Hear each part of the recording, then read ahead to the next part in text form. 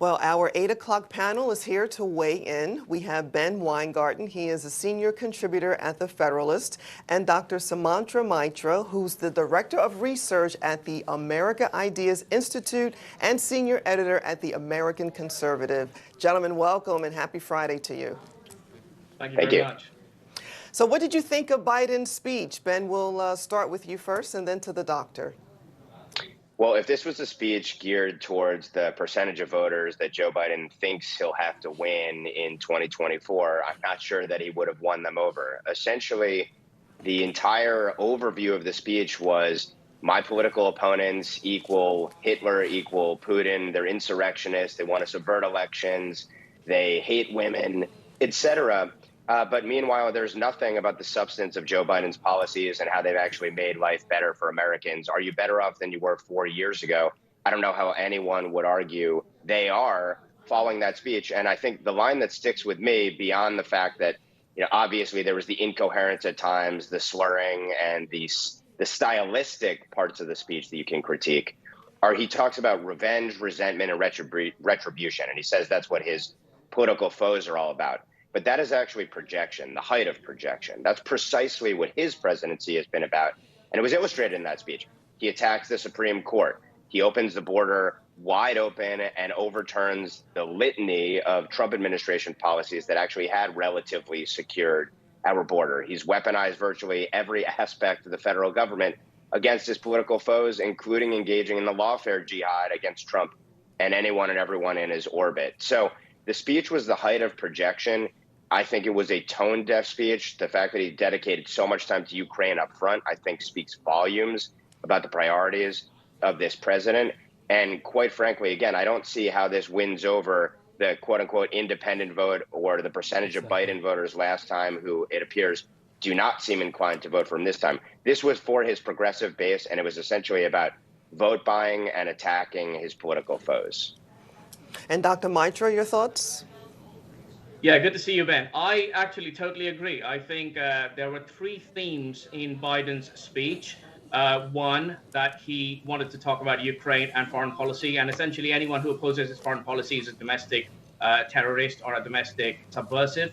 Two, he wanted to promote an idea that there is a fight between democracy and autocracy. And again, anyone who's associated with the Republican Party are by definition supporters of January 6th and therefore enemies of the people.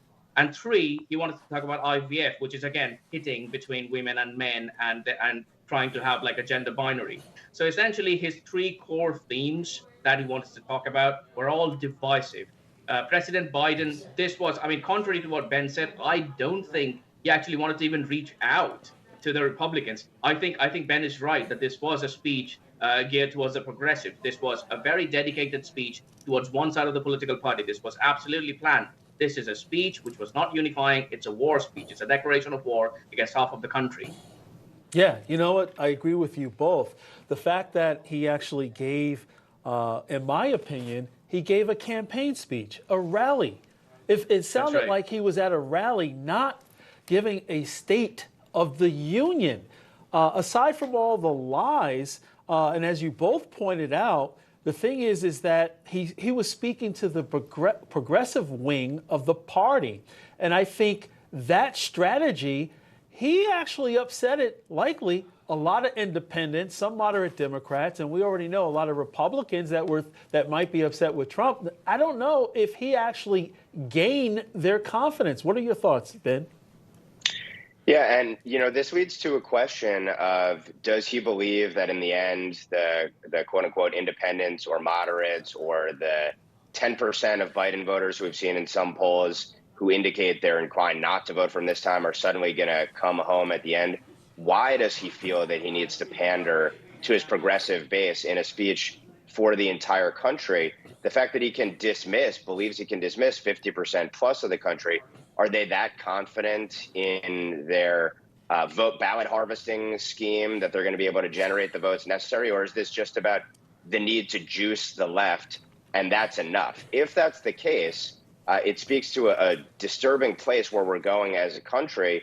If it's just pure resentment, revenge, and retribution on his end, that doesn't put us in a much better place either.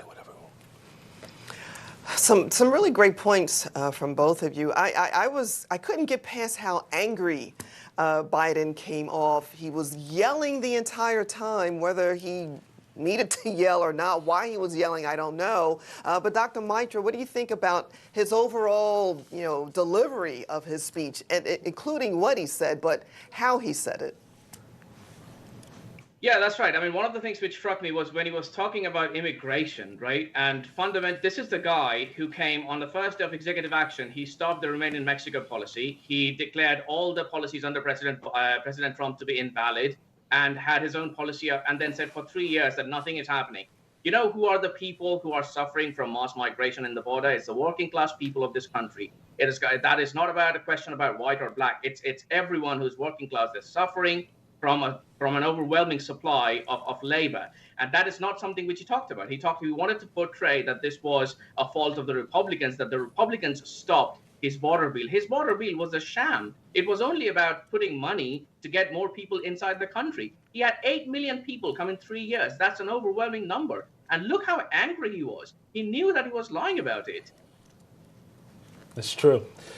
Well, let's pivot a little bit. Alabama Senator Katie Britt delivered an impassioned Republican response to President Biden's State of the Union. Here's some of what she had to say. Take a listen. The left has coddled criminals and defunded the police, all while letting repeat offenders walk free. The result is tragic, but foreseeable. From our small towns to America's most iconic city streets, life is getting more and more dangerous. First off, I love the fact that she obviously was in a kitchen, her own kitchen. The fact that, because a lot of these issues in Bidenomics, everyday working Americans are impacted, but their household budgets and so forth. So Ben, what are your thoughts regarding what you heard, and if you saw the entire response, what are your general thoughts? Yeah, well, and it's interesting, you talk about kind of kitchen table issues, and the contrast couldn't be more stark stylistically or substantively. I'm struck by the notion of inflation, which is essentially robbing Americans of their hard-earned earnings and also savings. And what is Joe Biden's response? Well, he says we went down from 9% to 3%. So the rate of inflation is declining, but off of massive numbers where everyone is taking home less and your savings are being eroded. And what's his response? We're going to go after shrinkflation. That's what we're going to attack here, when shrinkflation is a precise response to those policies. And I think what Senator Britt was showcasing was the contrast of what an actual return to normalcy would look like, where the interests of the American people are put first.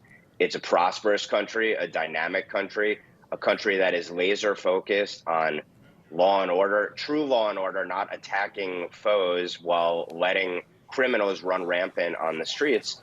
And so I think this was an attempt at contrasting what normalcy would look like under a Republican administration and maybe a Republican Congress overall versus what we saw from Joe Biden last night. I want to get your thoughts on the protesters that blocked the president's motorcade from arriving. Dr. Maitra, you first, and then to you, Ben.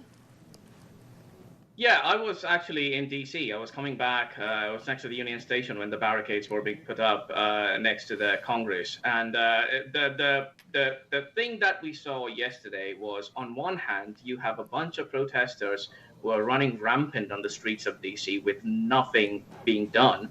And then you have a father of a Marine veteran who died in Afghanistan, and he said something and it was being escorted out. I think that those are the two clips that would be permanently on the minds of Americans when they see the difference of how, law-abiding people who are hurting are being treated compared to, for example, a bunch of protesters who wants to riot and arson.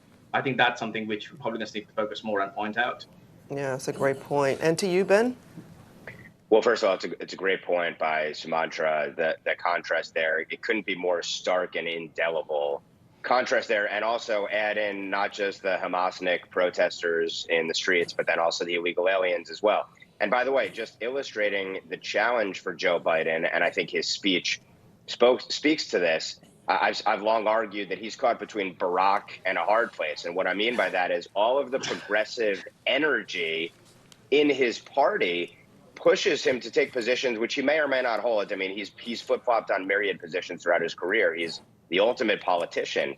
But he is forced to pander to that progressive base, even though it's relatively a small percentage of the American electorate. But on the other hand, there's the Americans who are fighting and dying for this country, and the people who have to live with the consequences of the progressive policies, disproportionately middle class, lower middle class people striving to change their station in life.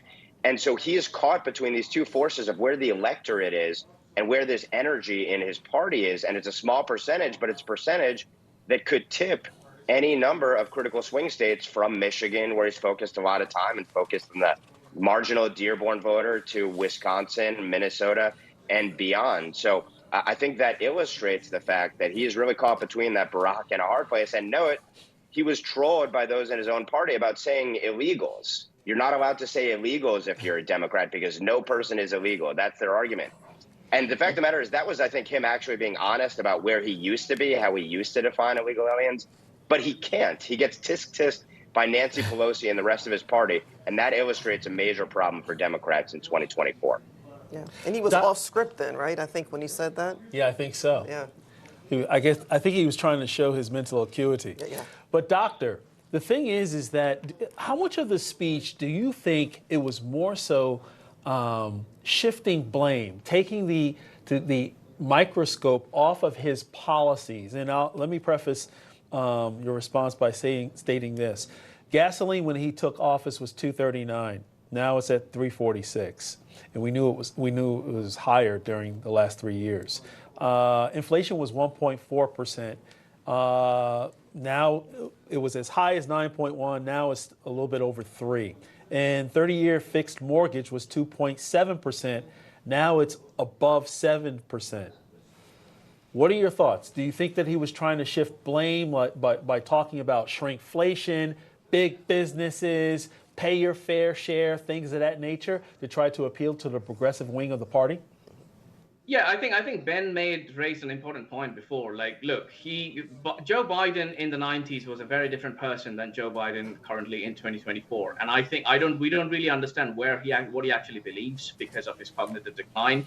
But he seems to shift between having like an instinct of a 90s politician and then having to say things because of the progressive wing of his party. Fundamentally, things are bad. There is massive amount of immigration. There is massive amount of inflation. There is no coherence in foreign policy. No one knows what we are doing in Ukraine. Play the music. So fundamentally, he has to blame someone because of his own policy failures. And that is a very traditional way of a politician to go ahead. And that's what he's doing. Dr. Maitra, thank you so much for joining us today. We appreciate it. Some great comments. Thank you.